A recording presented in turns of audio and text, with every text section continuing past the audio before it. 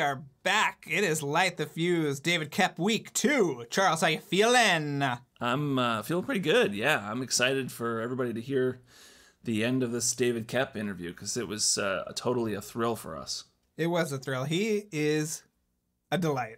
I can say that unequivocally. Yeah. And we get into some really interesting sort of like what-ifs this week. He obviously collaborated with De Palma 3 times on 3 fantastic movies, but he almost made a bunch more movies with him, including one that Koepp was going to direct. There was another one that De Palma was going to direct, and you're going to hear all about it this week. So it's pretty exciting, and I think they remain close, which is nice.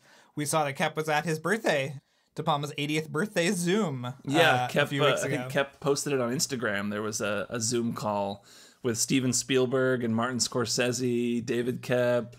Who else is in there? Jay Cox. Noah Baumbach, Jake Paltrow. Yeah. Pretty weird that fun, we didn't get the invite, Charles. Weird that we did not. Yeah. That's a pretty talented Zoom call right there. Yeah.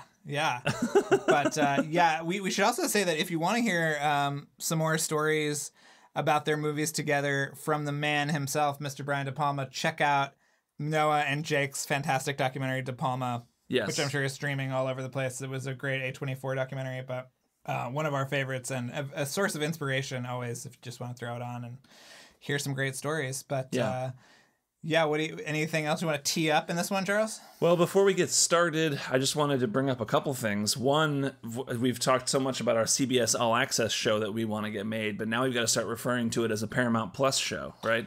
Yeah, we've got to restart. Yeah, that's the only thing we're going to change about it, though. Yeah. Because now CBS All Access is going to become Paramount Plus at the beginning of next year. Is that how that's going to work? Yeah. Who started the Plus craze? Why is it always Plus? I don't know. I think I don't know if it was Disney or Apple who did it first. I think probably Disney did just because they had to get all their copyrights in order. But yeah. Maybe we should start calling our Patreon Light the Fuse Plus. That's actually pretty cool. I like that. I like that a lot. If you're interested in Light the Fuse Plus, you should go to patreon.com/lightthefuse, and you'll get bonus episodes every week. Every single week. And you'll get the, we give sneak peeks of upcoming interviews. We give bonus interviews. We've got commentaries for all 6 movies. Sign up for Light the Fuse Plus. Yes, it is worth your time. It's the one subscription that is necessary, I think. Yes. Yeah. And also, someone reached out to us to tell us that there's a subreddit called Impossible Meme Force, and it's just entirely made up of Mission Impossible memes. So if you're interested in Mission Impossible memes, check out Impossible Meme Force. Is this where that kid on Instagram gets all of his memes, or do you think he makes those? I don't know. There's an account on Instagram that I don't know if it's related. I think it might be another person. He probably contributes to the subreddit. Probably. I don't really understand how Reddit works very well, so I had to ask this guy. I was like, so what do I call it? A Reddit page? And he's like, it's a subreddit. So anyway, just wanted to mention that. Also, again, we're on all the podcast platforms. If you haven't subscribed, you can find us on Spotify, SoundCloud, Stitcher, Google, Apple, you name it. We're on YouTube. We're on Amazon, which now has podcasts. We're on this podcast platform in India called Ghana. I mean, we're all over the place. So you can find us. You can't escape us. Please subscribe. And please write us a review. That really helps us a lot. Give us a rating, write us a review. Anything like that helps, even if you can't contribute to our Patreon or buy anything from our TeePublic store. You can at least write us a review if you love the show. Give us a rating. Actually, someone just wrote us a new review that was very nice of him or her. I'm not sure, but they gave us a good review and then said, when are we going to get Joe Carnahan on the show? And I just wanted to respond to that person and say that we have been working on getting Joe Carnahan on the show for 2 years. I mean, I don't know. We've been in touch with him multiple times trying to get him on the show. So just know that we are continuously trying. It's not something that we've given up on. Joe the amount of emails I've sent to Joe Carnahan. I mean, I've probably emailed Joe Carnahan more than I've emailed my mother in the past couple of years. Trying. And then I see him and I say, when the fuck are you coming on the show? And he says, yeah, I'm going to come on. And then he doesn't do it. But whatever. We still have his email address. So we will still keep sending notes into the void. But Yes. yeah, we would obviously love to hear that story from him. So we're trying. Yes, because Carnahan, obviously, if you don't know, was going to do MI3, and I think they were like weeks away from starting shooting. There's even like a behind the scenes photo that we've shared before. We can share again on this for this week's episode of Scarlett Johansson and Tom Cruise doing stunt training. That was in, I believe it was in it was in Vic Armstrong's book, the stunt he was the stunt coordinator on 3. And so, anyway, yeah, we're working on it. We are determined to get Joe Carnahan on the show at some point. But I can tell you right now, we've got David Koepp again this week, and this is one of our favorite interviews we've ever done. Going into this, I just wanted to give a little bit of context in case you haven't heard this before. Robert Towne, the other screenwriter on Mission Impossible, he wanted to cut the train climax. So he wanted he didn't want the whole fight to happen on top of the train at the end of Mission Impossible 1. He wanted it just to be some guys talking in a train car. And, that was a battle that was going on between Koepp and Towne. I think that's where this interview kicks off this week, and just wanted to give that context before we go into it. And you also probably have some sponsors you want to mention too. Yeah, I do want to have some sponsors. And I also want to say, if you want more from that context too, you can go to my Collider interview with Koepp from a few weeks ago. He talks about that situation a little bit more as well. So check that out. It'll be on our show notes on lightthefusepodcast.com. But yes, I have some sponsors, Charles. Are you ready to hear about it? Yeah, I'm ready. Okay. Lay it on me. Okay, this episode is brought to you by Jeremy Dillon. So check out his podcast called My Favorite Album, and it's really fantastic. He is a concert promoter. He's currently in Australia, and every week he interviews a different musician, songwriter, actor, or filmmaker about the music they love and how it's influenced them in their work. And he's had people like Rogue Nation co-writer Drew Pearce, Casey Musgraves, who still has not given us her rankings. I don't know why. And Charles and I actually just recorded a new episode that will be up there soon. And we're also going to share it on our main feed, so you can either listen to it there or listen to it here. But definitely check out Jeremy's podcast for sure. The episode is also brought to you by John B. And it's also brought to you by Real Estate Interest LLC, commercial real estate advice for growing companies. So basically, if you're a company, you can consult with them about commercial real estate questions. Even if they're not looking to buy or sell, they help companies save and strategize. So, just give them a call and they should put you on the right path. So without further ado, we're going to throw it over to Kevin's eerily similar music, and we will be back afterwards.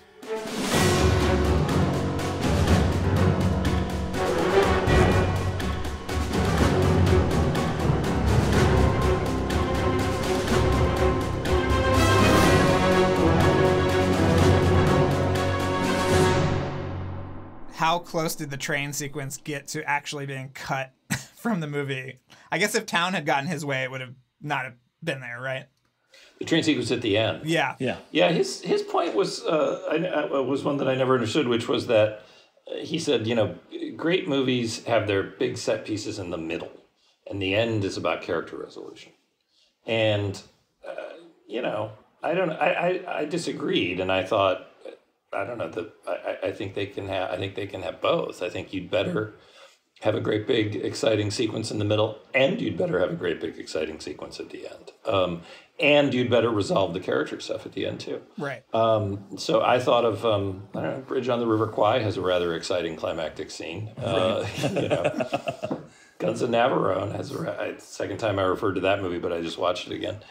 So I think you have to have both. I think you have to have.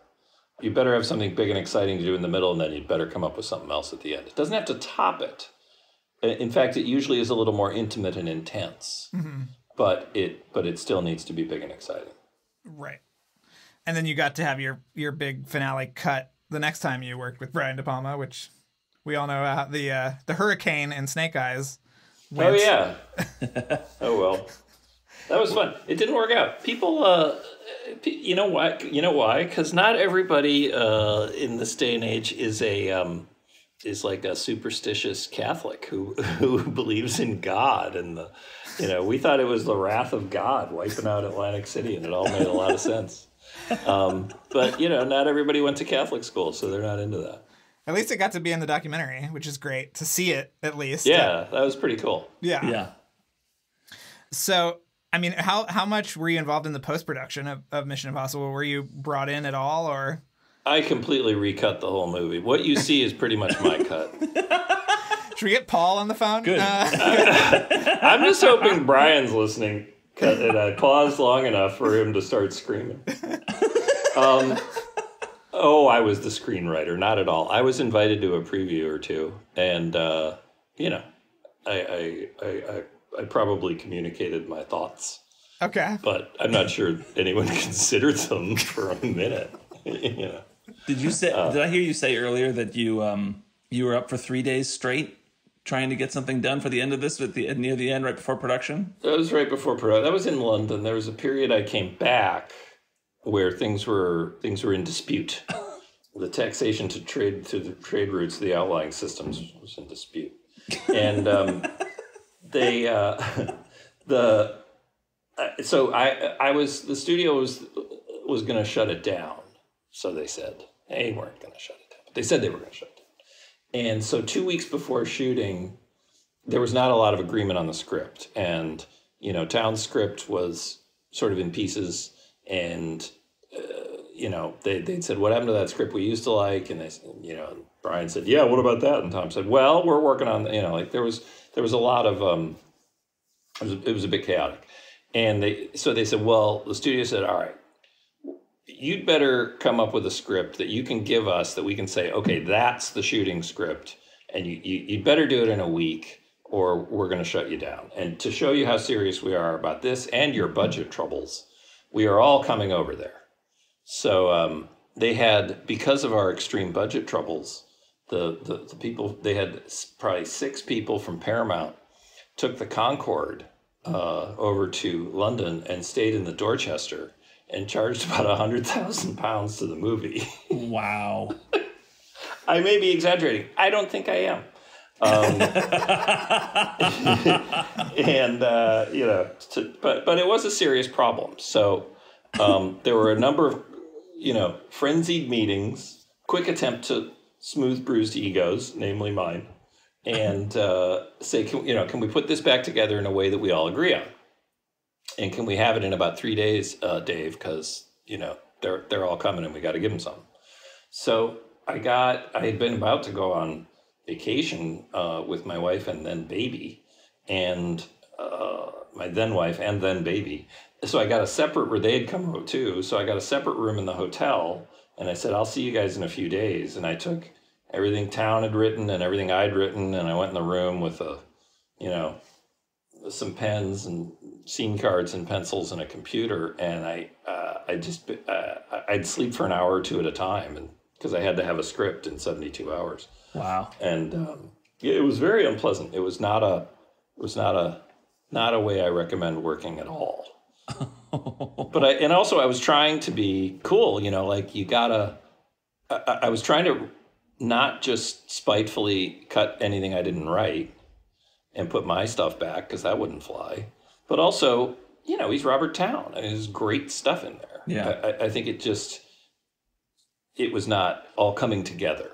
So I was trying to be objective about, okay, this is great and works with this, and what I think I can make happen is, let's go back into my part here because that really did work, but we'll use that. And, I was trying to be mature about the whole thing and blend things that I thought deserved to go together, not jam them together, and tell a coherent story. And thankfully, we came out on the other end of that with something that everybody felt good enough about to start. Yeah. Wow. Well, was there ever any talk of you coming back for the sequel? No. Oh, wow. You had done your time. Well, there were. Did Brian consider coming back? You can't turn down. Well, you can't turn down an invitation to a party that you haven't been invited to. So, obviously, Tom and I got along fine, and we did another movie together some years later, and I've seen him numerous times since. I think he's great, and I'm grateful for how it all worked out. I think that because there was another director, and the idea was always, no, Brian, it was not. I think Tom's idea always was, I'm going to get a different director every time. Right. Till the last, few, obviously, he's changed that opinion. But early on, and, he wanted to try different people. So when a different director comes in, the last thing you want is the old director's writer. I mean, that's right. God, what a drag that would be. Well, of course, John, the way Brian would have done it, that'd be awful. But then you actually ended up working with McQuarrie and Cruise a few years ago. I don't know if this is going to send you into therapy or not, but on The Mummy. That's not going to send me into therapy. I got plenty of other stuff. Okay. I did. Yes, I came in for that for about 4 or 5 weeks, and it was tough. That was a tough job. Yeah. It was a tough thing to make work. I mean, I think a lot of people worked really hard and did their very best to try to make something cool, but sometimes they don't work out. Do you ever get another one with Tom was sorry, Drew, go ahead. No, I was just wondering if you ever are curious about what they're doing over there or want to return to the franchise, or if you obviously I'm not. I see their movies, yeah. And I enjoy them enormously. I'm not. I don't. I have a very hard time with sequels. I've only done it truly a sequel once, and that was the Lost World, the second Jurassic Park, and it's just very, very hard for me to to go back to something I already did, because I feel like you use your best ideas the first time, right? And unless it's by its nature given to serial storytelling, I think the Indiana Jones character works because it's designed like a serial adventure. Right. I think I did a couple of those Robert Langdon movies, the Tom Hanks character from the Dan Brown books. But those had books already written. But he's also, I always viewed him like a detective. He's like Sherlock Holmes. Those kind of work, but because they're serial adventures. So I don't view those as sequels. I view them as other chapters. And I guess these two, Mission Impossibles, are every time you get a mission, it's based on a TV show. So I'm completely wrong in what I'm saying. And I guess it just really comes down to not being invited. Another Tom Cruise movie was you've worked with Spielberg a bunch. War of the Worlds is a movie that I absolutely adore. How was the process on that movie and working with Tom again? It was so remarkably smooth because it was, well, first of all, that was based on a book, as you know. So there's a lot to draw on, but it's also I don't know. It was all very clear from the very beginning. They asked me if I wanted to. I said, let me put some ideas together and come in. I put the ideas together. They said, those ideas would be great. I said, all right, let me write it. And I wrote it, and they read the first draft and said, this really works. So sometimes they come together quickly. Right. Sometimes, and you can't, I don't know why, they just do. I think that any movie that has a, complex or fraught history, it's usually because people aren't agreeing on the screenplay. And I don't think that means that the screenwriter is necessarily doing a bad job. It means that people don't agree. And War of the Worlds, everybody agreed pretty quickly on the screenplay. Well, what's amazing about your website is that you have a couple of De Palma projects that never got off the ground. Do you want to talk about Blackwater or the Howard Hughes movie? And one of them was you were supposed to direct, and the other one he was going to direct, right? Or were these both for you? Yeah. Okay. No, I was going to do Blackwater. Yeah, we had a lot of ideas, still do. And the one that was really heartbreaking was the Howard Hughes script, because I just thought it was really good work. Sorry to toot my own horn, but Brian and I worked out the story together. Brian, when Brian engages on an idea, there's, you cannot keep your inbox empty.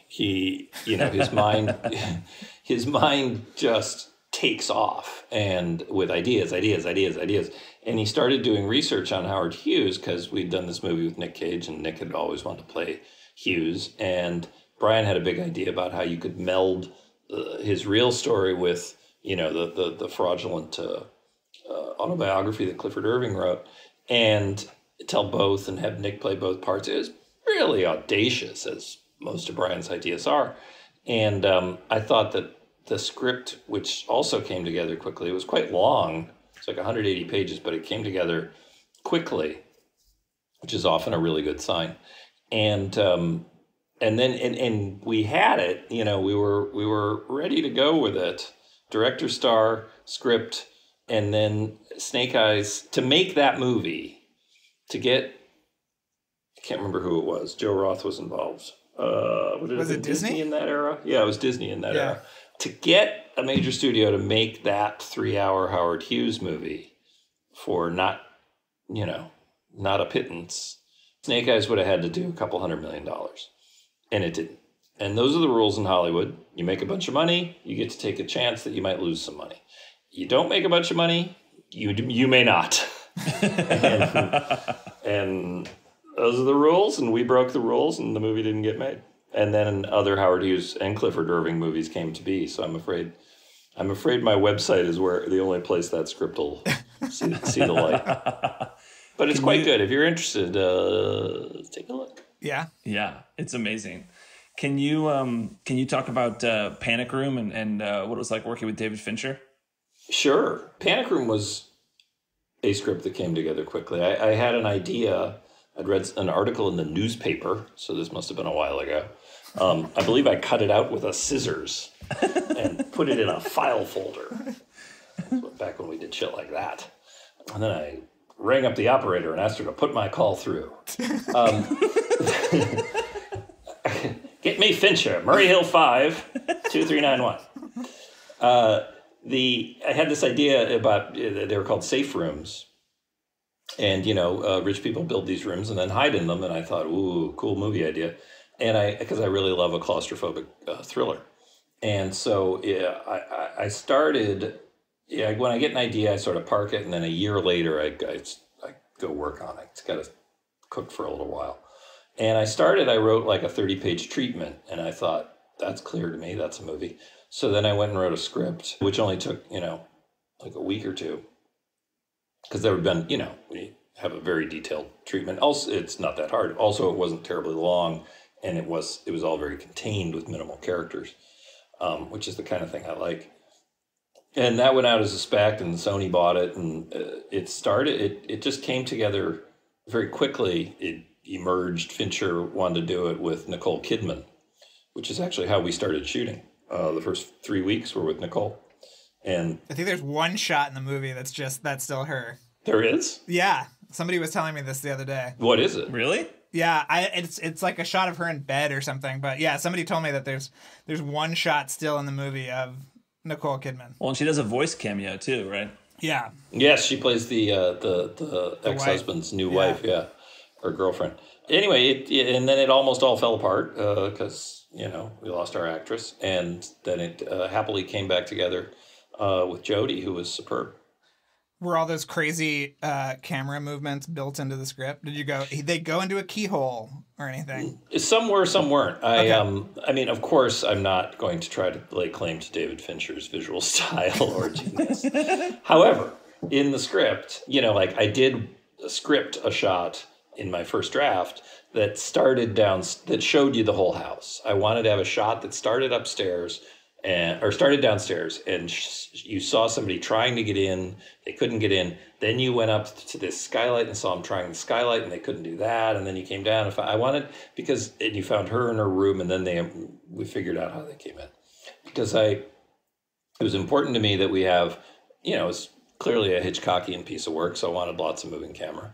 But it was important to lay out the geography of the place. You had to know, this is here, that's there, you're going to spend an hour 45 in this house, so you'd better know it.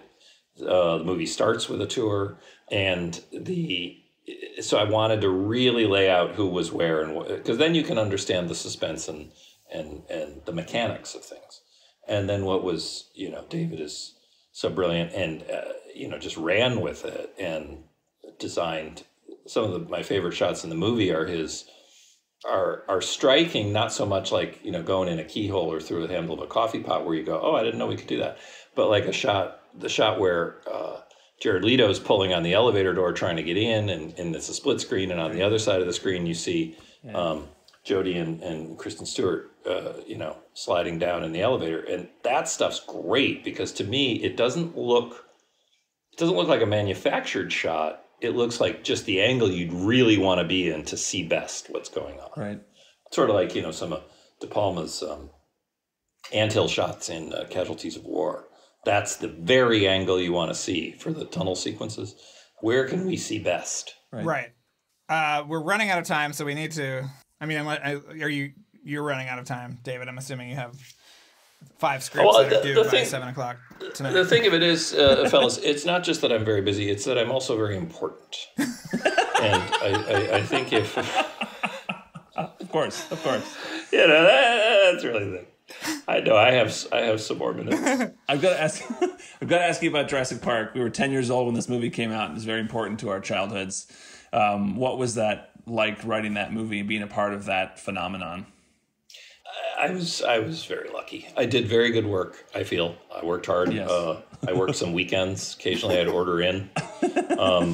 So, I think I did some really good work. But come on. I was 29, and I happened to be someone who was on Universal's radar. Casey Silver very generously pointed me out to Steven. Steven took a chance on someone new and unproven, and I had Michael Crichton's genius book, so I think I synthesized material beautifully. Thanks. I think I wrote some very funny lines, but I think I also just had tremendous good fortune to be in the right place at the right time. And there's also kind of a second wind of Lost World appreciation. I don't know if you saw Bilga's great piece in New York Magazine. What did he say? I'll email it to you, David. But he really likes the movie, and it seems to have kind of a second wind. Are you excited about that? Yeah, that's cool. All right. I thought the movie got a little, when it came out, I remember being devastated by some headline in the Los Angeles Times that said, "Lost World, the blockbuster no one loves." Ooh. And I was like, that's just so mean. What other profession do they write about you? No one loves him. The data analyst people just don't love. So mean. But also, Jurassic Park was very special and magical, and it came along at this moment. It was a genius level idea. And then it came along at this moment when sound was being invented for the movies, Right. CG. And it just touched, and Steven was at the absolute peak of his powers, and he showed us a dinosaur that was believable. Right. Like, how do you match? You can't match that. You'll never match that. Right. So that's what we went darker, because we were like, let's not, the awe and wonderment, we're never going to get that again. Let's try and chew more people in half. Well, Michael Crichton has had his share of clashes with some directors over the years. How involved was he during the production, and what was it like working with him? If you did, I never met him. Oh, wow. I adapted 2 of his novels, and I never met him. He was not. I think that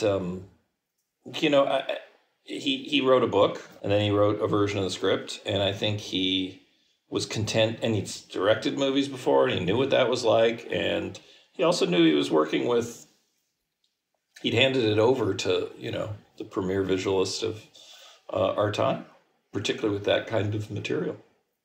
And I think he was happy to just stand back and let it happen. Yeah. I'm sure he read a couple drafts and gave Steven some thoughts, but right. But I think he would, when you hand your stuff over to Steven or Brian, or you let it go. Yeah. Let them do it. Well, the only reason you've agreed to talk to us today is because you've got an audiobook coming out. That's not the only reason.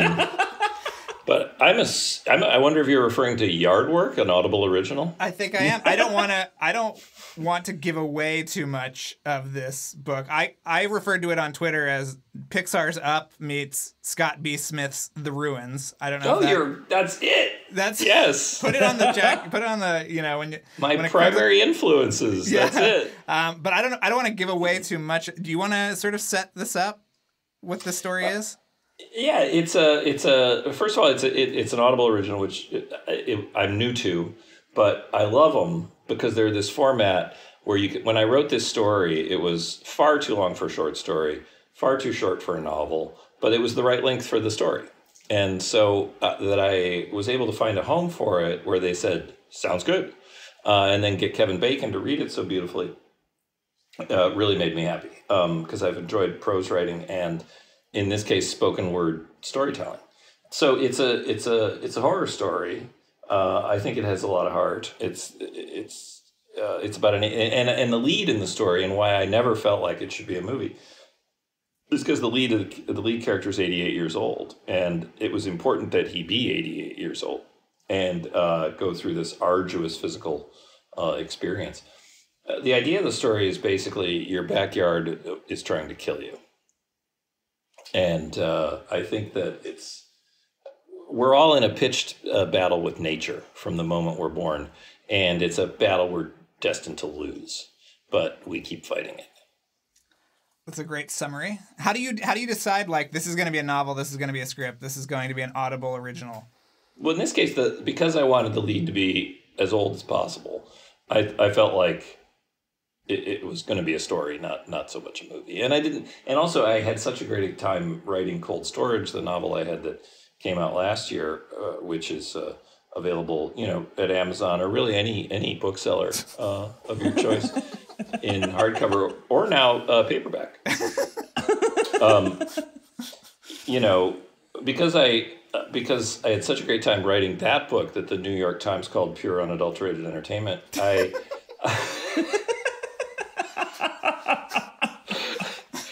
like prose. I really enjoyed it. I wanted to write more prose. So that's what I did. Well, if you have kept up with the Mission Impossible series, we have a couple of very, very important questions to ask you. Okay. In our waning moments. We would love for you to rank Tom Cruise's hairstyles in the movies. Obviously, you went with was the hairstyle in the first one in the script, first of all? I did not make reference to his hair. Okay. I have to admit. Okay. Do you have a favorite? Do you like the shorter cut? Are you more of a longer Ghost Protocol guy? Where do you fall?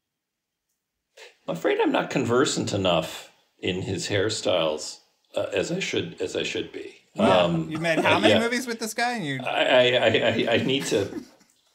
That's a real gap in my knowledge, and I do apologize. We'll just defer to the first one. So you guys like these movies. You guys get into the weeds with these movies. This will be our 120th episode, David. Good Lord. We have talked to everyone. Right. Yeah, so. Cool. I don't remember his hair well enough. Okay. I'm sorry. That's okay. Yeah. All right. The fourth one. The fourth one. Okay, the fourth one.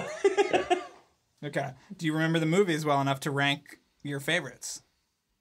It's hard to top the first of anything. I'm not saying that because I worked on it. They have the advantage of novelty, which I think is great and exciting. No, I don't want to rank. I'm sorry, I don't want to do that either. Pass. Because if I do that, then I'm slagging certain, writers and directors who may have done good work. And who could hire. So I think I would say it's very nice of I you. think the first one is probably far and away the best one, and all the other ones are tied for last. That's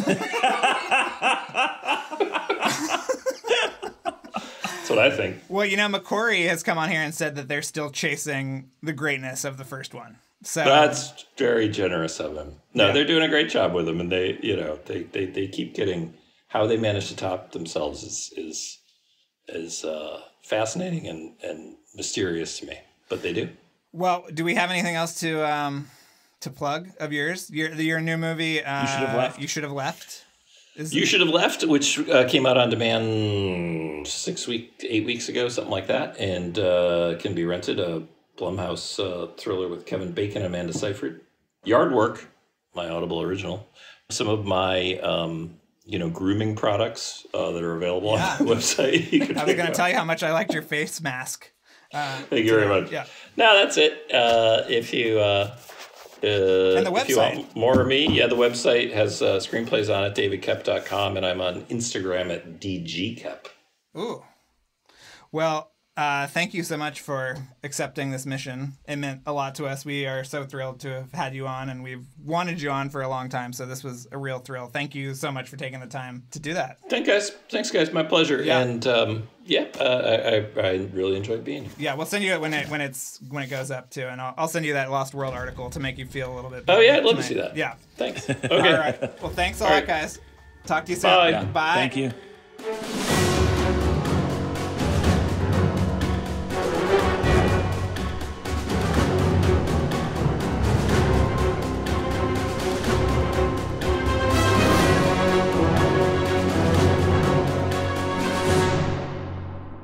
And we're back. Charles, how you feeling about that conversation? Feel good? I feel great, but I also feel sad that it's over. Yes, but we're all still alive, and we all have each other's email addresses, so we can check in from time to time. We can bug him whenever we want. We can bug him whenever we want, yeah, which I'm sure is what he loves. But I did talk to him after the episode because I sent him Bilga's article about Lost World. Oh, great. What did he say? Yeah, he loved it. So yeah, he was very appreciative that people are coming around, and I loved his sort of explanation about their kind of MO for Lost World. Right. They had sort of like they'd done the wonder, and now they were going to sort of just make a crazy monster movie. Yeah, there was so much good stuff too, like him. The whole panic room shot that goes through the whole house, and is so I think people would think of as so Fincher. Especially after Fight Club, I think everybody felt like that was just Fincher, like doing his crazy Fincher thing. But it's like that was David Koepp's idea. That was in the script. Yeah. I thought that was interesting to hear. The other thing that was fascinating to me, which is again bringing up his script archive, which is on his website davidkoepp.com. It's the Howard Hughes biopic that De Palma was going to direct and Nicolas Cage was going to star in. And if only Snake Eyes had done better at the box office, then we would have had this movie.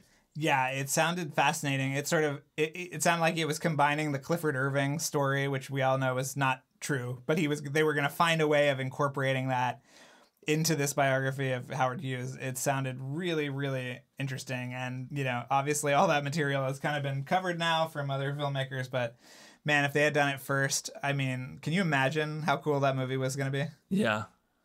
Man, I know. I got to read that script. I mean, I want to read so many more things from that script archive, like the original. It was Spider-Man 2. They wanted to call, or at least Koepp wanted to call it, The Amazing Spider-Man. So that would have been Sam Raimi's original Spider-Man 2, which then ended up being called Spider-Man 2.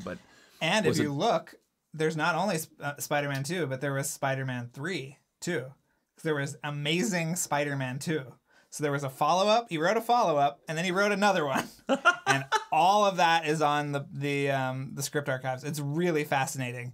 You could see different drafts, how these movies change, especially movies of that scale, how they change. It's sort of a process shrouded in mystery, and his website just kind of throws open the doors, and he has a little commentary about why they weren't made or what he didn't like about them too, which is really interesting. And I hope he keeps adding to it too, right? Like there's so many things that aren't on there yet, but we would love to see. Yeah, it's so great. And then of course also check out his short story Yard Work, which is an Audible original. I think it's only available on Audible. Drew and I both listened to it, and it is terrifying and creepy and gooey, and it's great. It is really great. And his novel too, Cold Storage, is fantastic. I gave it to Charles 6 months ago, so we'll see if in 6 months he will have read it, and we can do a Patreon on that when you finish that. Yes, someday. If you finish it, yeah, it'll be hard with a child and another child on the way. It's hard. All my free time goes to this podcast. Maybe if we take a month off from the podcast, then I can read the book. Read it late at night while you're you've got a baby in your hand, and it'll keep you up.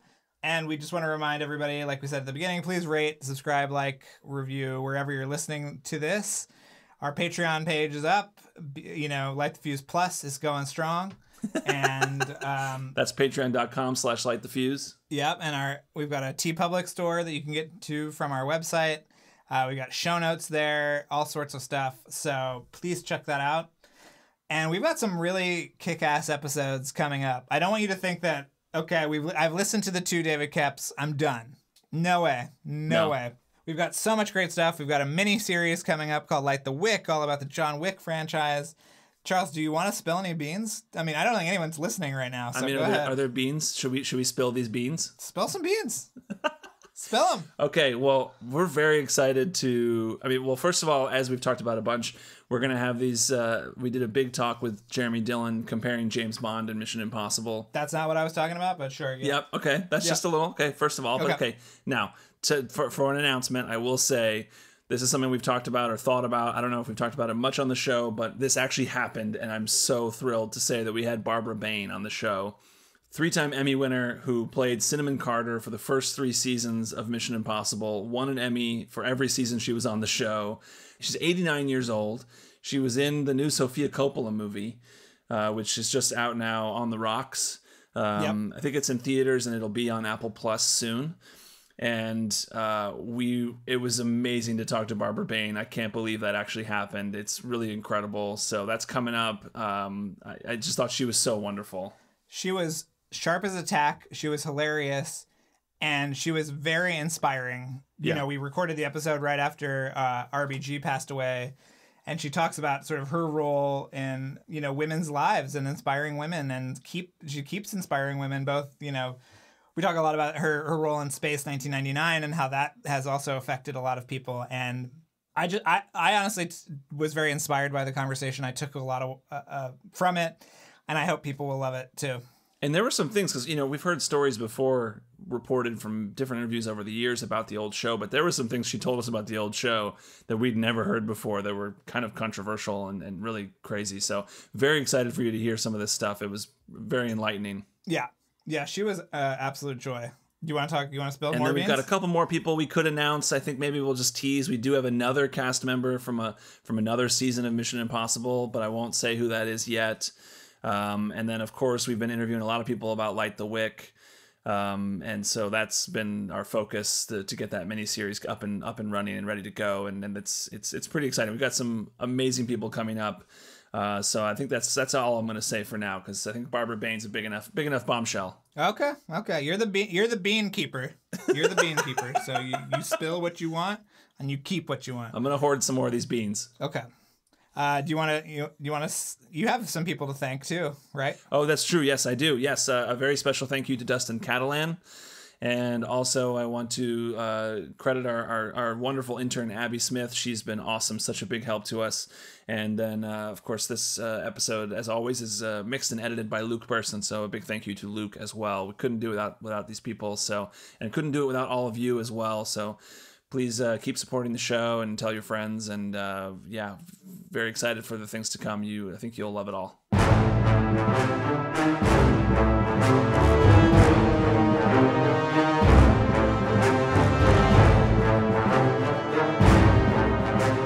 Thanks again for listening, everyone. And before we go, another mission, should you choose to accept it. Please rate, review, and subscribe to the podcast on iTunes. And remember that you can follow us on Twitter and Instagram at LightTheFusePod, and email us questions or comments at lightthefusepodcasts@gmail.com. This message will self-destruct in 5 seconds.